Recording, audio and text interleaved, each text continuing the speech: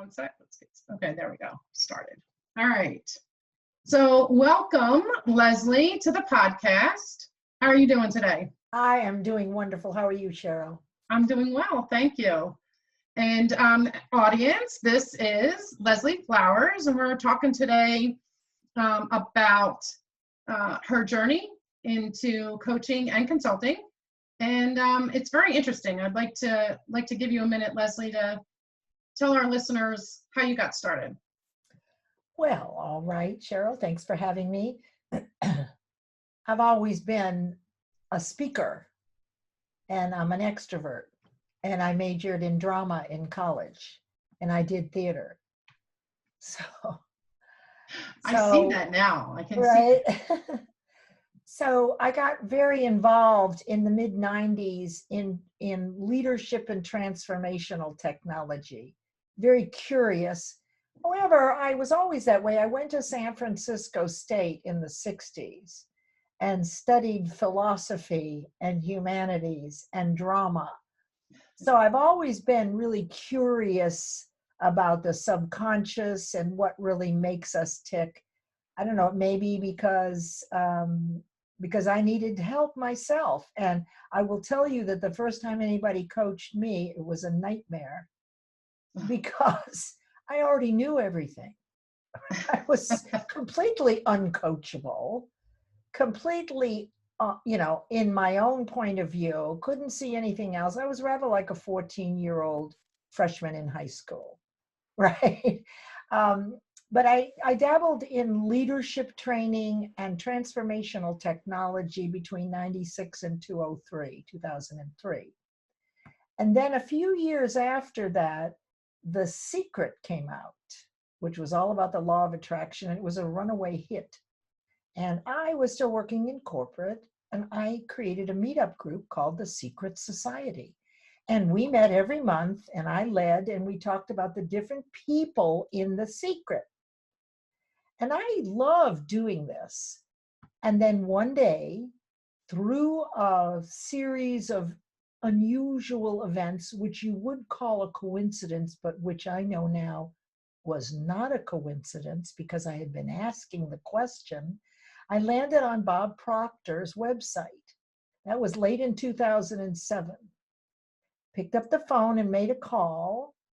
They said, you'll come down here next spring to Florida and you'll be a life success consultant and coach, and you're going to do masterminds based on Think and Grow Rich. This was late in 2007. And I said, oh, great. How much is this? And they said $16,000. And I said, right, I'll be there. Well, I had $500 in my Edward Jones account, but I will tell you that I knew this was it. Oh. And anytime I ever really wanted something, I got it. If I didn't give up. Well, there was a windfall 6 months later, and I went down to West Palm Beach, and I became certified. There were lots of people there, and now it's 12 years later. Mm-hmm. I'm one of the only people that are still doing the work. So that's what happens sometimes. What I've discovered is that when you go to these big events, you need to go with your own dream. Otherwise, if you don't go with your own dream, they're going to create one that you love, and they're very good at it. And then you buy the dream they have for you, and you get home and you go, what? You're laughing. Right. You know? Yeah, that's so true. It is. So you have to have your own dream. And I had the dream, right? So that was all she wrote. Since that time, I even forgot that I was a licensed coach. I had to go back and look, and I did all the training. I studied with the best, right? And so I've actually gotten in a lot of trouble the couple of times I've done one-on-one coaching. Maybe you can help me with this. I actually attracted two people that needed professional help. Mm. Yeah. So I see coaching as taking a person from status quo to greatness. Mm-hmm. The professional help is below status quo up to greatness. Well, the two solo people that I attracted needed something I couldn't give them. So what I do is group coaching. It's not as hard and Right. it's safer. Does that give you an idea a little bit on the background? It does. It sounds amazing. And I agree. People, especially the coaching or entrepreneur world, they get into, programs and things because people are selling them that dream. And then afterwards, they don't do anything with it. Right. And so that's what actually inspired me to do this podcast was, and also to have my group, and to coach coaches, because so many don't do anything with it. They get the certification, they put out the money, they do the work to get the certification, and then they don't do anything with their businesses. And so I like to help as much as possible. And then this podcast and guests like you are helping me to help them as well. So I definitely understand that. I have a question for you. When you first started, what kind of mindset did you have? Oh, I was a know-it-all. I still know my first coach, very introverted young woman who who never gave up on me, right? I was the worst possible client because when you already know everything, that the coach doesn't know anything. I was defensive. I was combative. In fact, turnabout is fair play, because about a year after that, I was doing coaching and I had a client just like me. And I looked at my coach and I said, okay, I get it now, right? So I was uncoachable, a know-it-all. Mm-hmm. My reality was the only reality. And I resented if you didn't walk on eggshells around me, life wasn't very good for you as a coach. So I respect my coach to this day. And it's been almost 20 years and she's still around. Right? So I'm the worst possible client, which set me up for dealing with anybody who was as bad as me. Yes. And so I was very good, and I actually got applause after I helped this client turn the corner and overcome some of her uncoachability. So, if you've been there, then you begin to recognize yourself, right? Absolutely, yeah. Did I answer your question? You did. Okay. So where do you think your mindset is now compared to then? Oh. Well, I've been teaching mindset for 12 years solid, and I will tell you where it is. Here's what I noticed. When all of these current events began to occur for us maybe 4 to 6 weeks ago, Mm-hmm. I noticed something, that no matter what negative thing I saw or heard, there was no time lapse between finding its opposite. I teach the law of polarity and all the hermetic laws, and practicing things like this. The difference between a coach and everybody else is this: we have the same issues. The time that it takes us to recognize where we are and look up, right, and shift our thinking gets smaller and smaller and smaller. So where I am now is I am never grabbed by negative thoughts. And if I am, I know to reach out to my coach. Yeah. So my mindset now is fluid. It is heart-centered. It is primarily objective and responsive. And I can I'm like the dragonfly who lights for just a second on the bush and then is off. So I have a really strong, positive mindset, and it's probably because of all the clients I've worked with, teaching them to do it. Yeah.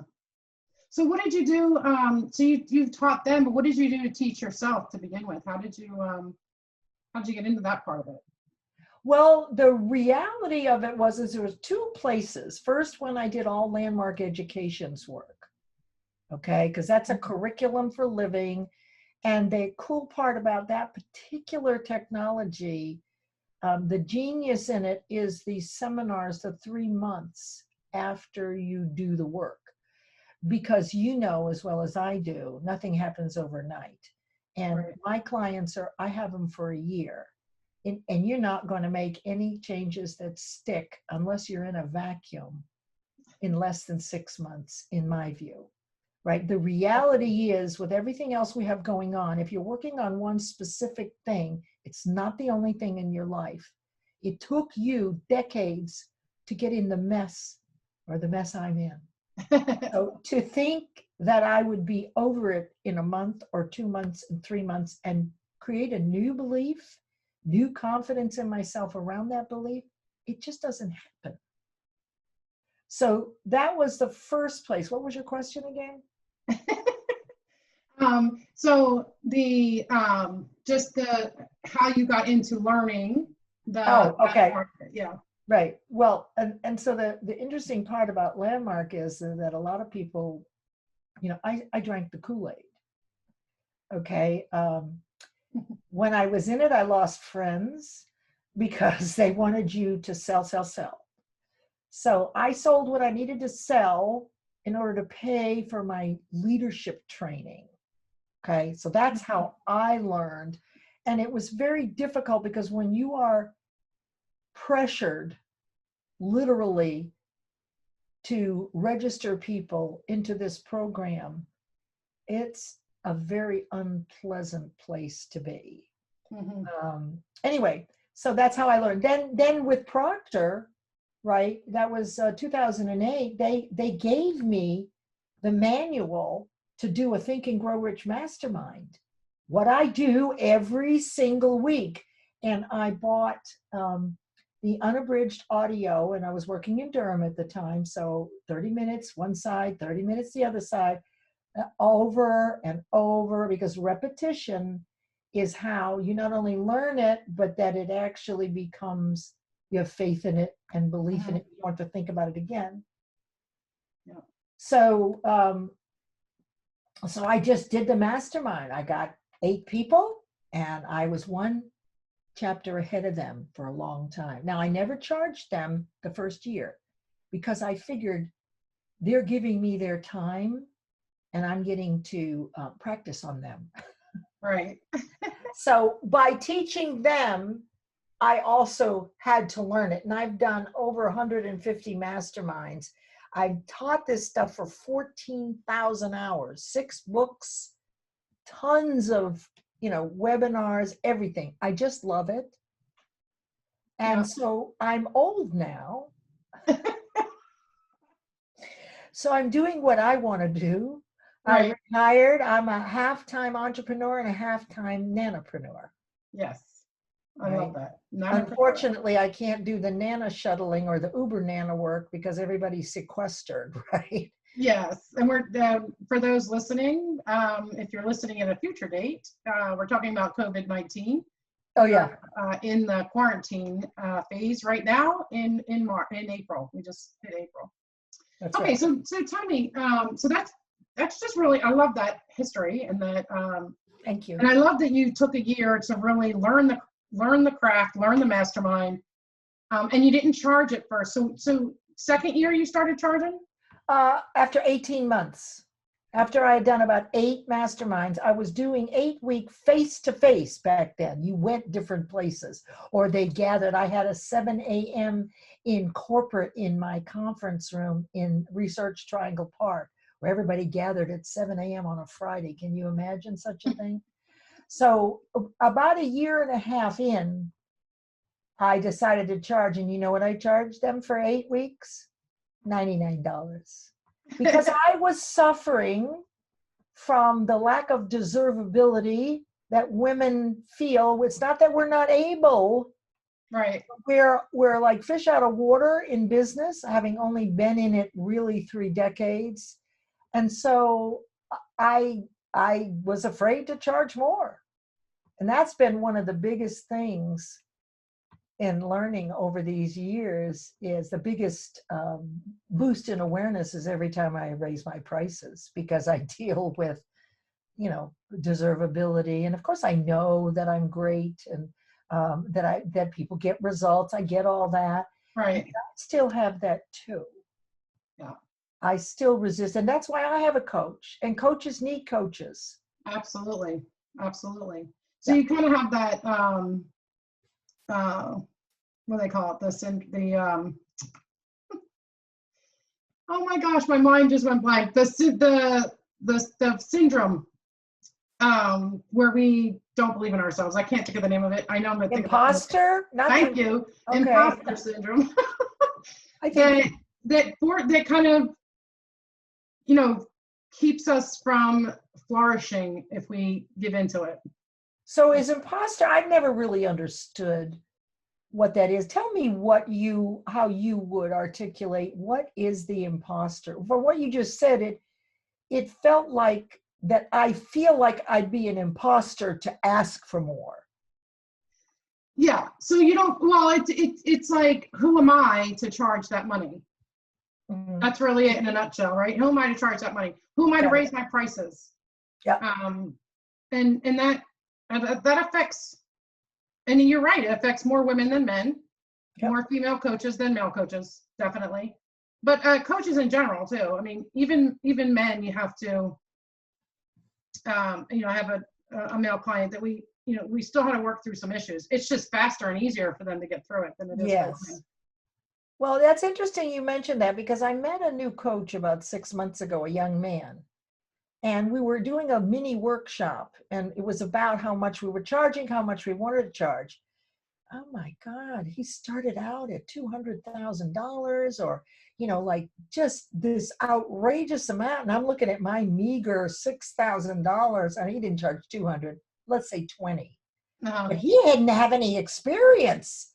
But his coach, and because he was a man, I think he wasn't resistant to that figure. But Right. as a woman, I was. And of course, it's all relative, right? So Yeah. nothing has any value till you compare it to something else. So we all have what we think is too much or not enough, which is unique to us. Well, he had no problem being a brand new coach wanting to charge someone $20,000 to work with him.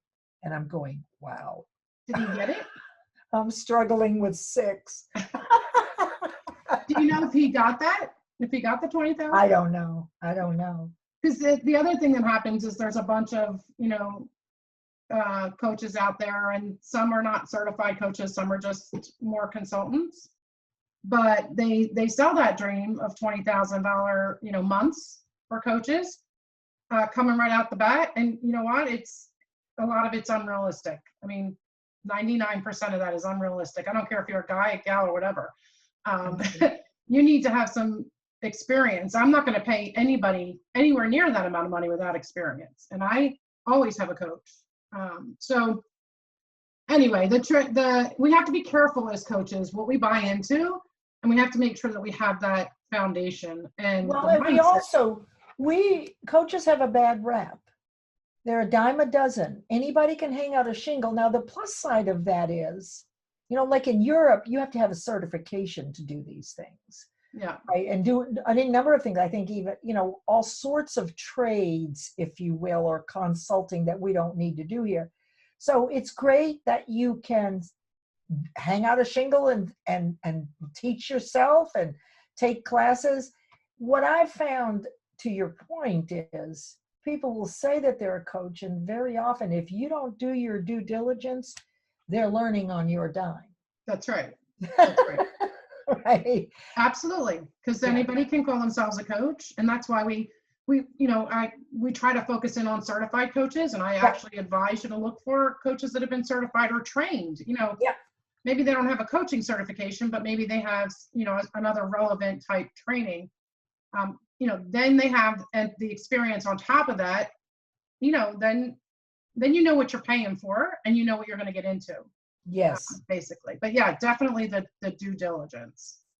Yeah. So you started charging $99 after 18 months. How long did it take you to push your rates up? Well, now listen, about 6 months later, I went to $129. And let me tell you, going to $199 was big stuff for me. Again, we're talking 12 years ago, 10 years ago, and I've learned a whole lot since then, right? And I have the results now. I have the program, I have the testimonials, I have the longevity, I have the consistent results in spaced intervals over time by my clients. That Right. just simply takes time. Yeah. And,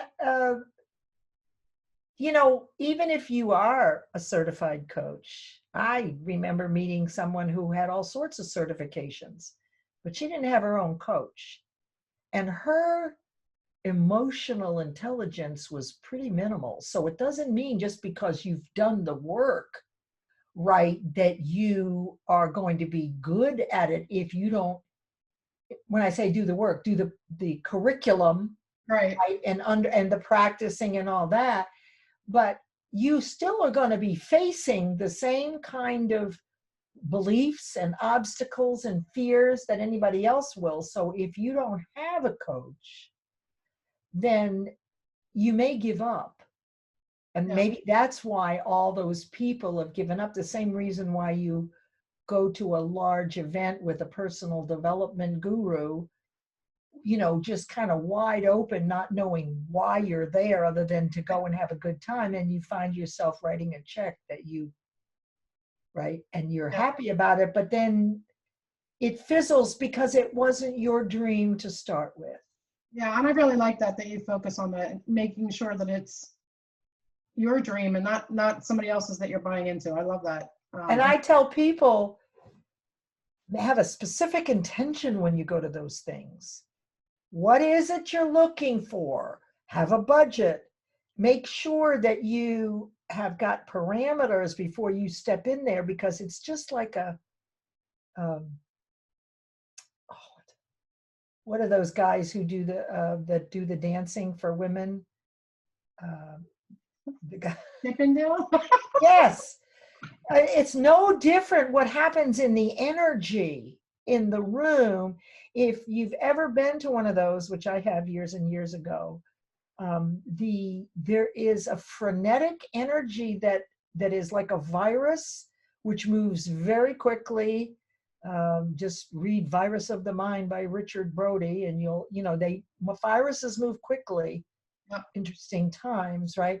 So the same thing happened to me when I went to see the Chippendales, as happened when you go to one of these big events. There's this energy that grabs you if you're not aware. So I tell people to, have an intention, leave your money in the car, or leave it at home, bring enough to eat, because whatever they're selling, it'll be available in a couple of days, because there's a lot of buyer's blues. Yeah. Right? So we don't want that to happen to people. No, we don't. No. All right. So let's see. What would you, as far as charging, what would be a tip that you would give the coaches listening in, like, to kind of, be confident in starting out their fee pricing or raising their rates? Okay, so if you have a coach, they would help you with that. I think that the thing that I would advise is do a little research. Find out what the going rate is, right? You can do that through whoever taught you and your certification, and get a nice broad range of what is the incoming, right? What is an incoming rate? And then make your choice. And then stick with it and see what happens. So Yeah. whatever you decide, after you've looked at what, like I would ask you what you think, I would ask other people in other groups, not a lot of people, and it's not really their opinion. I want a range. As little as, let's say, $75 a session, as much as $500 a session. Right. Right? Anywhere in between that. And I would start with a pilot and I'm not thinking big, but I'm thinking if you did a pilot course for a few months, it would be a great way to begin and charge, I don't know, maybe $75, $100 a session, or maybe a couple $100 a month. It really wouldn't be about money when you first started. It Right. would be more about, did I pick the right amount? Am I attracting the right clients? Right. Because if you're too inexpensive, you may be attracting clients that don't want to pay. Yeah. Yeah, but it gives you that experience. You can test it out, and then um, you can look at restructuring it or pricing it higher the next time. But that first time, keeping it more on the on the lower side. Yeah, and then evaluate it, right? Well, gosh, this worked out great. I have a lot of people. Um, for me, it took me 18 months to feel like, but I was working in corporate, so I didn't have a need, right, for that. And very often that happens with women. If we have a backup um, support system financially, Mhm. we don't worry so much about that. But I think we need to look at it more. So it's whatever you feel comfortable with, because you don't want to be in there coaching worrying about if you've charged too much or not enough. But to this point, let me tell you this one example of this one other person I coached when I first started. In 2008, I took a coaching client on. Now, um, I was raising my price to $250 an hour. Outrageous as a coach, I thought. I mean, outrageous. But my coach said, do it and don't say anything. Just do it. So who is the person I'm coaching? A woman who hadn't had a job in a year Oh my and, God. and owns a house. So of course, what am I going to make that mean? She can't afford anything, right? I mean, she hasn't worked in a year, right? And she still has a mortgage payment. But we don't know what people have. And Right. here's what I learned. So I did what my coach said. And I think that the fee when I totaled it all up was $1,500. And I was sure she wouldn't do it. And she wrote a check. So don't ever believe that people don't have any money. That's what you believe. And but if they want it, Right. you'll be surprised that people have money. I'll She find out. shocked me. And then I'm calling my coach. Oh, guess what? She wrote me a check for $1,500. See, Leslie, I told you, right? And that was $250 an hour. Yep. I was the one who was afraid, and I made it mean that she didn't have any money, and it wasn't true. And I'll give you another good one. I don't know if your people want to hear this, but Go in ahead. We want to hear it. when I was 21, living in San Francisco, I worked for Eileen Feather Figure Salon. Okay, with the jiggling and the all the health clubs of old. Mm-hmm. I was always in the top 3 sales person, right? I mean, always in the top. People saw me and went the other way because I could sell a drowning man a cup of water. I was the top salesperson. But I was 21 and I couldn't deal with old people. My sales went down with old people because I didn't relate to them. Right? I was 21 and weighed 125 pounds and gorgeous. And here are these old people coming in. So I had this one lady come in. Back then they had microphones in the rooms so your coaches could listen, right, to what you were saying, right? You can't do that anymore. Anyway, Right. so I have this woman who's in her 60s and she's wearing a Kmart duster, the ones with the snaps up the front and the Yeah. 2 pockets like that your grandma wears. So she comes into the health club, and it's a big, beautiful place, in that, right, with her hands in her pockets and her snaps, and sits down across from me. Well, my manager had a PhD in psychology, and she made us read Psycho-Cybernetics and Secrets of Closing Sales. And here's what she told me to do. Mirror the woman. Do exactly what she does. If she talks, you talk. If she doesn't talk, you don't talk. Well, I'm gregarious and I'm busy talking. And she's not talking. She's not smiling. So I stopped talking a lot.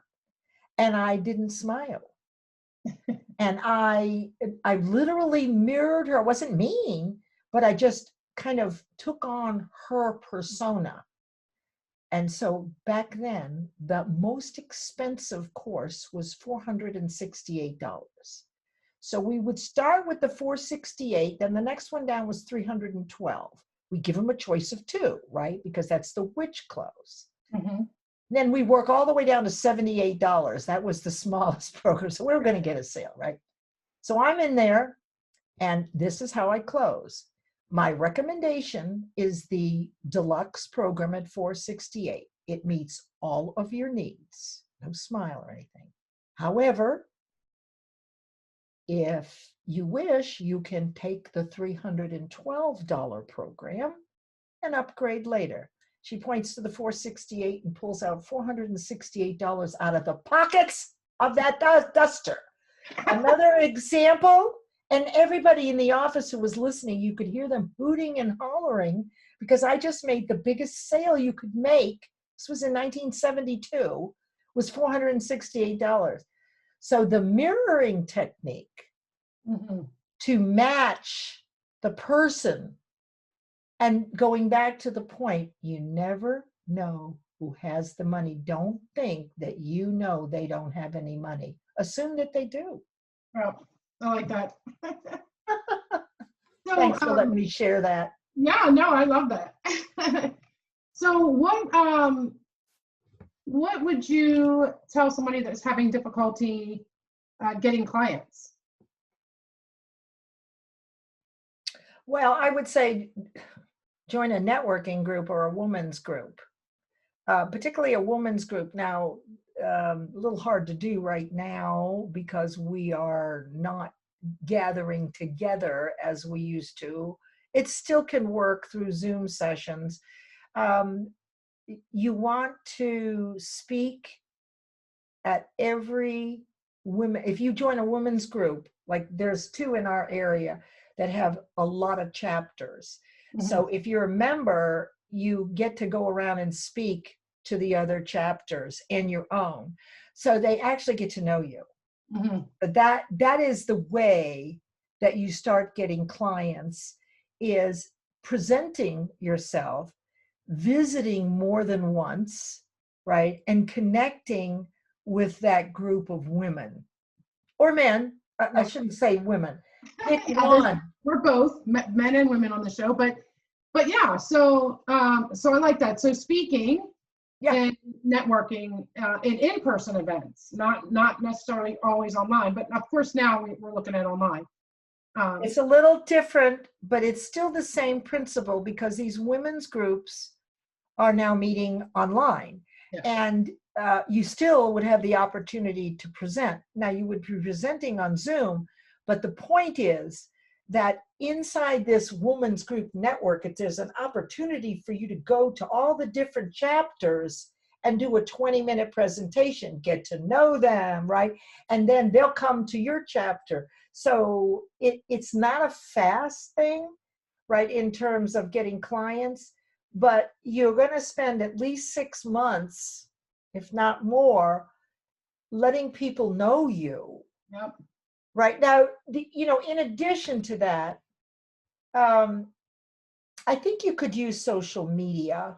Do you use that? I do. Okay, so let's jump over from what I would do. How do you do it on social media? Because I think that's very important. So one of the strategies that I teach is basically and that I use is to join groups, right? Okay. Facebook groups. And well, you have a group, I have a group, right? So we have theme days, and you offer value in the groups. So you're helping other people when they ask questions. You offer up, free content. That's just the way it is. We offer up free content, and then when we have an opportunity, people start seeing us as leaders and experts, and they contact us. Or if we have a promotion day, then we're able to promote a product that we're running. But I get a lot of messages through social media after, I help out in a group. But I also believe in the long game, which is definitely the networking. So I think a combination of both works, the speaking networking groups and online Facebook groups, offering free content, and then also getting kind of like joint ventures, getting other people to share your content online. Well, that's a little bit down the line, though, don't you think? Yeah. Yeah. Because you have, yeah. I mean, they have to get some kind of established a little bit first, but yeah. well, and to your point, there are those who just fly through and drop their offers. To your point about providing value, you can do it on LinkedIn too. The thing is that you want to do about 6 valuable posts to 1 or 2 promotional ones. Right. You don't want to be known as the person that runs through and wants to sell services, and they'll trust you. But again, this is a long game.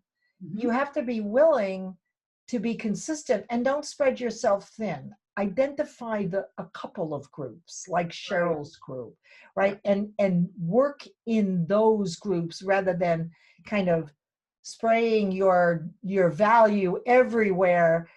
People do have to see you and see an offer 6 to 7 times now. Yep. So pick a group, maybe 2, make sure you show up consistently in there and that you comment and you're kind. And people will then get to know you. So there is no way really to jump in and get paying clients like instantly. You're going to have to get known as the kind of person you are, right? Building up trust and intimacy. Mm-hmm. Yeah. Okay. So let me ask you a question. One of our last questions here. What do you do when you need to take your business up a notch? Either mindset activity or any other kind of activities? Or earning activity? Any other types of activities to like if you have something that you want to call in more income, or you want to call in more clients to a group or something, is there a special routine or something that you do? I'm not sure I actually understand what you're asking me. Sorry. Can you say it another way? Yes, I'll say it a different way. Okay, thank you. So I'm just wondering what kind of routine that you have when you want to bring a program to success, or when you want to fill it, or when you want to reach a certain income level. Okay. I do this based on setting a quarterly goal. Okay, so this is what I teach, and men get this, women are a little resistant to this. What I have discovered is that if I'm going to do it, for example, in my thought leaders group, I now have a Q2 live program running with 17 teachers, 17 classes, 13 weeks. Most of my ideas like that I get when I wake up in the morning, but I do plan them. So I plan them based on the quarter.